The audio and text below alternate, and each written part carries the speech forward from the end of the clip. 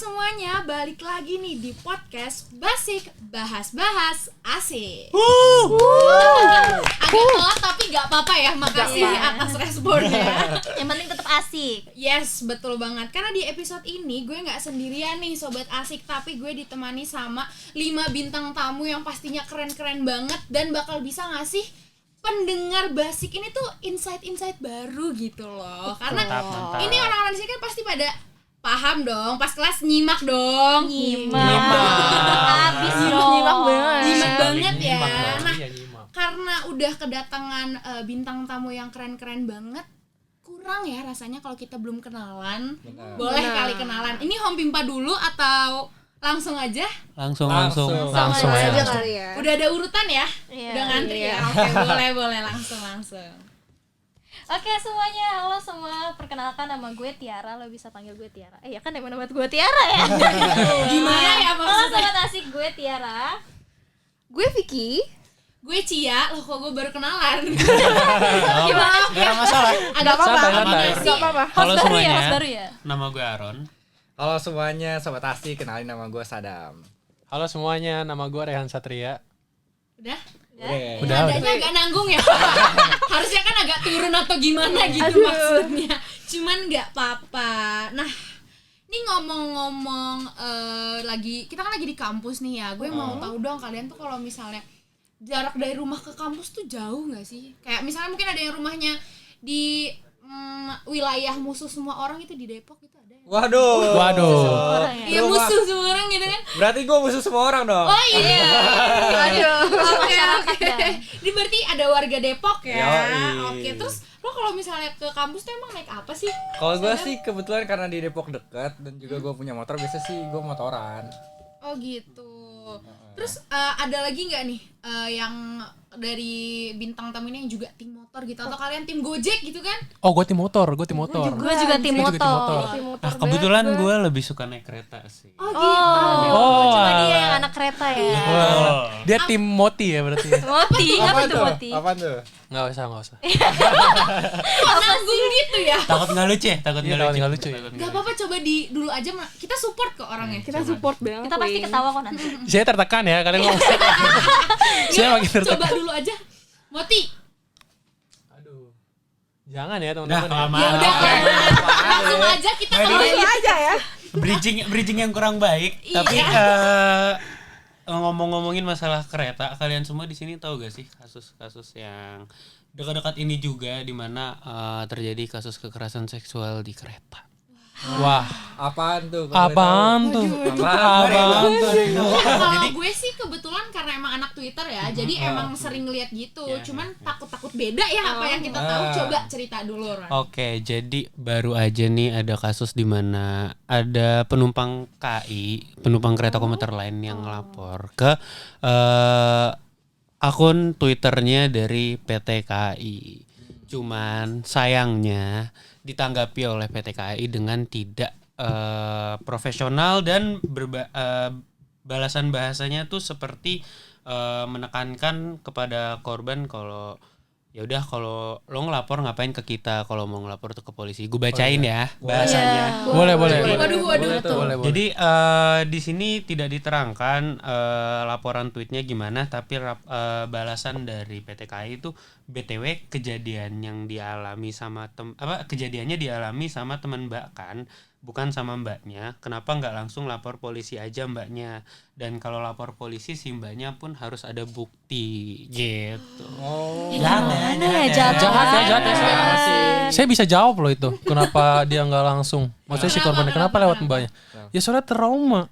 Iya. Makanya temennya justru yang speak up. Karena korbannya masih trauma gitu, mungkin masih butuh waktu dibantu sama temennya dan dia malah ngasih respon kayak gitu. Ini PT KAI Anda Namanya jangan dingin ya namanya ya. By the way, nah kenapa sih gue pengen bahas kasus ini? Karena kasus ini tuh hubungannya sama teori yang pengen kita bahas. Enggak, Ya. tapi mungkin sebelum kita bahas teori nih ya. Karena kan bahas teori itu seru banget kan. Paham tuh kita. Paham tuh. benar. Mungkin kita bisa ngobrolin lebih lanjut dulu kali ya pendapat dari teman-teman yang lain soal kasus ini tuh Boleh, gimana. Karena boleh. bahkan pun katanya kan disuruh ngasih bukti. Secara kalau kayak gitu pasti lumayan susah dong untuk Iyalah. apa ya, untuk berani cerita aja tuh pasti susah. Iya, Kalau makanya. korban ini disuruh bukti dong ke polisi, itu gimana gitu tanggapan dari teman-teman gitu. Bayangin aja lagi ngalamin pelecehan seksual terus sempat-sempatnya moto tuh gimana gitu ya. Mungkin kalau emang bisa moto ya moto, tapi kan namanya udah panik duluan gitu kan sebagai perempuan lah. Ya nggak mungkin lah bisa dapat bukti, itu salah banget sih PR-nya kalau ngomong kayak gitu. Kalau dari yang lain gimana mungkin? Boleh dari sisi manapun ya, mau atas, bawah, diagonal, horizontal tuh boleh banget gitu. Pandangan kalian. Kalau dari gue jujur sangat menyayangkan sih ya sama apa yang dikasih statement terkait kasus ini, karena kan PT KAI itu kan humasnya ya yang memegang sosmednya, dan juga apa ya, pastinya statement itu tuh kontroversial banget di mata publik. Dan juga malah yang ada orang-orang tuh berpikiran bahwa kok PT KAI ini malah gak bertanggung jawab atas kasus ini, walaupun memang bukan ranahnya PT KAI. Betul sih, apalagi kalau dari yang gue lihat ya di Twitter itu, kalau misalnya ada seseorang yang mention KAI itu akun officialnya mereka itu biasanya tuh memberikan tanggapan yang kayak lumayan oke gitu loh, kayak oke, maaf ya Kak, nanti bakal di apa ya, pokoknya tuh image-nya yang terbangun tuh bagus, ya nggak sih? Benar banget. Nah ini sebenarnya menarik nih. Kenapa? Karena biasanya di setiap kereta itu kan ada security kan. Nah, bisa Security. Iya, security ya. Security ya. mulai. Nah, jadi mungkin security-nya bisa lebih diperkuat gitu, dipertajam lagi, harus peka gitu. Tapi mungkin si korbannya juga nggak ngelapor ke security soalnya ya gimana? Kita nggak bisa nyalain juga, mungkin dia juga wah. Iya, korbannya merasa tertekan juga. Sambil nggak sih? Iya, lihat kamera, tertekan. coba gimana tuh gerakannya? Wah, tertekan juga gitu. Jadi mungkin nggak bisa langsung lapor ke security. Tapi kan menurut saya KAI itu juga tetap bertanggung jawab terhadap kasus tersebut. Soalnya di kejadiannya itu di dalam kereta api Indonesia. Jadi ya PT KAI minimal bantu korban lah, jangan malah nyuruh doang gitu loh. Karena pun kalau misalnya mau memproses kayak gitu kan, ya PT KAI kan juga tahu kan butuh bukti, bisa dong dibantu cek CCTV. Iya, benar. Kan ada CCTV ya. Iya, karena Benar. setahu gue tuh di mana, di setiap lorong tuh ada. Lorong bener kan? Benar. Gerbong. Ya? Gerbong. Lorong ya? Salah ya, maaf ya. Di Ayo. setiap gerbong tuh harusnya tuh ada gitu kan. Jadi emang agak disayangkan sih kalau misalnya kayak gitu. Terus balik lagi nih ke Aron, tadi kan udah singgung-singgung kita mau bahas teori. Emang teori apa sih? Pas yang banget. Pas banget. cocok gitu. Tadi soalnya udah disebut juga sama teman kita nih masalah public kan tuh public relation, dimana teori ini itu yang berkaitan dengan kasus ini itu adalah situational crisis communication theory. Jadi teori ini itu dikembangkan oleh Timothy Combs yang membahas mengenai bagaimana seseorang atau sebuah instansi bersikap terhadap krisis yang sedang dihadapi. Dalam konteks ini tuh krisisnya adalah laporan kekerasan seksual dan dungunya si PR ini menanggapi dari kasus kekerasan seksual yang dilaporkan via Twitter. Gitu. Nah, di sini kalau teman-teman udah tahu atau yang belum tahu, PT KAI itu sudah menyelesaikan kasus ini, dan PT KAI sudah mengeluarkan surat ataupun statement press release.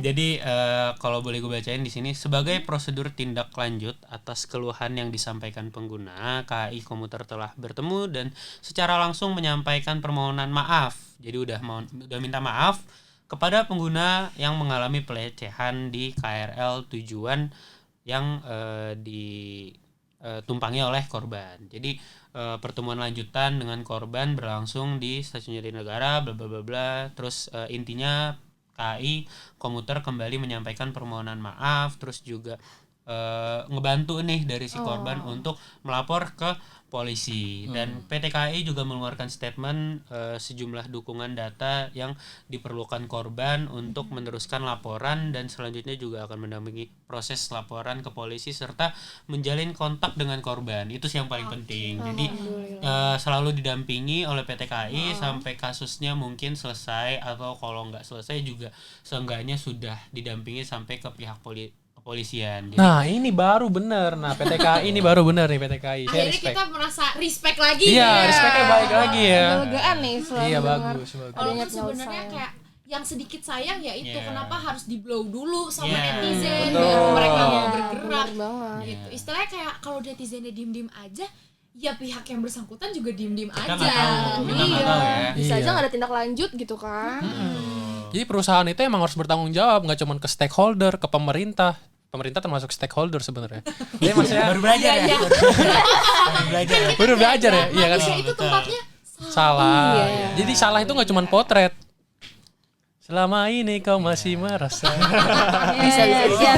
bisa nggak apa-apa kita Nggak ada terima. masalah. Gak apa ya, jadi Kita terima. jadi harus bertanggung jawab terhadap konsumennya juga gitu perusahaan. Nah, itu yang sebenarnya yang dimaksud sama teori tersebut ya Rona ya. Jadi krisisnya itu di sini kalau bisa dirangkum si tweetnya itu sendiri, terus gimana si PT KAI menangani dari blunder Ya responnya ya. admin yang ada di Blunder Twitter. itu apa ya, coba dijelaskan lebih Rinci rinci gitu, mungkin karena kayaknya sobat asik tuh seperti gue contohnya ya, Iya. kurang paham blunder tuh maksudnya gimana, apakah dia Ditembak gini ya sama hostnya ya. Enggak, soalnya jujur blunder tuh kata-kata yang agak asing ya Iya. gitu. Tapi emang belum Jadi banyak orang blunder, tahu gak sih? jadi blunder ini kayak sesuatu yang ada yang masuk. Oke, boleh masuk ya. Jadi blunder ini kayak misalnya gue kasih konteks deh, kayak misalnya main bola, terus back yang seharusnya menghalau tendangan lawan, tapi malah menghalau tapi tendangannya itu malah jadi masuk ke gawang sendiri. Berarti malah menghalau kipernya ya. Ya bisa. Berarti Jadi- blunder itu kesalahan ya? Ya, jadi Jatuhnya kayak kalau senjata makan tuan dong. Betul. Jadi kasusnya kalau bisa dibawa ke ranah kasus ini, di mana seharusnya PT KAI yang bisa menangani atau mereply laporan dari kekerasan seksual ini dengan baik, dengan tahap-tahap prosedur yang sesuai, tapi PT KAI di Malah sini menekan. mungkin sebagai selaku adminnya itu sendiri gagal dan salah, atau Lepas kita tangan ya gitu ya. kita pakai bahasa blunder itu. Oke, baik. Akhirnya reputasinya jadi Betul. rusak di mata netizen. Iya, Sehingga company ini atau PT KAI ini mengalami krisis gitu. Gimana tadi Dan? Kalau menurutku juga, karena kalau misalkan kita kaitkan sama teori ini, memang peran PR itu emang sangat vital banget. Yes. Betul banget. Seharusnya kan sebagai seorang PR kita harus bisa objektif dan juga harus bisa menjaga citra perusahaan. Kalau misalkan kitanya aja kayak di kasus itu nge-tweet yang blunder, makanya pihak publik pun juga menjadi kesel kan. Iya, intinya sebenarnya PR itu tuh menurut gue ya, PR itu adalah ujung tombak perusahaan. Mungkin banyak juga orang yang berpikir sedemikian rupa gara-gara ya setiap kasus yang timbul yang atau krisis yang terjadi dalam perusahaan, yang pertama ngeluarin statement itu pasti CPR kan. Nah, makanya kalau mereka ngelakuin blunder kayak si PT KAI itu berakibatnya bakal fatal. Nggak cuman ke stakeholder kita doang sebagai masyarakat, tapi juga termasuk ke pemerintah, termasuk ke perusahaan lain yang bekerja sama dengan PT KAI gitu. Iya. Jadi sebenarnya reputasi dari perusahaan ini sangat dipengaruhi dari bagaimana PR itu sendiri kan, dan perspektif masyarakat itu ngaruh banget ke legitimasinya dia gitu. Kalau misalkan reputasinya udah hancur, legitimasinya juga pasti hancur Yes, gitu. betul banget. Apalagi sekarang pun kita komunikasi nggak hanya melalui face to face kan. Ini pun terjadi kasusnya di komunikasi di dunia digital gitu. Jadi baik itu PR-nya maupun kita sendiri juga itu jadi pelajaran banget ya, gimana kita berkomunikasi, gimana kita cara ngehandle suatu kasus itu harus dengan apa ya, kepala dingin, dengan bijak gitu, supaya nggak menyudutkan dan nggak malah bikin ya itu ya tadi melepas tangan dan melempar ke yang lain gitu. Apalagi netizen Indonesia kan serem ya. Iya. Serem banget. Jadi daripada kita diserang balik oleh netizen Indonesia, mending kita say Defend, goodbye dulu Iya. untuk sobat asik yang udah stay dari awal sampai akhir, karena gila lo keren banget. Pasti lo dapet insight baru kan. Jadi kita segenap 6 orang host dan juga bintang tamu ini mengucapkan makasih banget untuk sobat asik yang udah nonton sampai akhir. Sampai bertemu di podcast selanjutnya ya. Dadah. See you.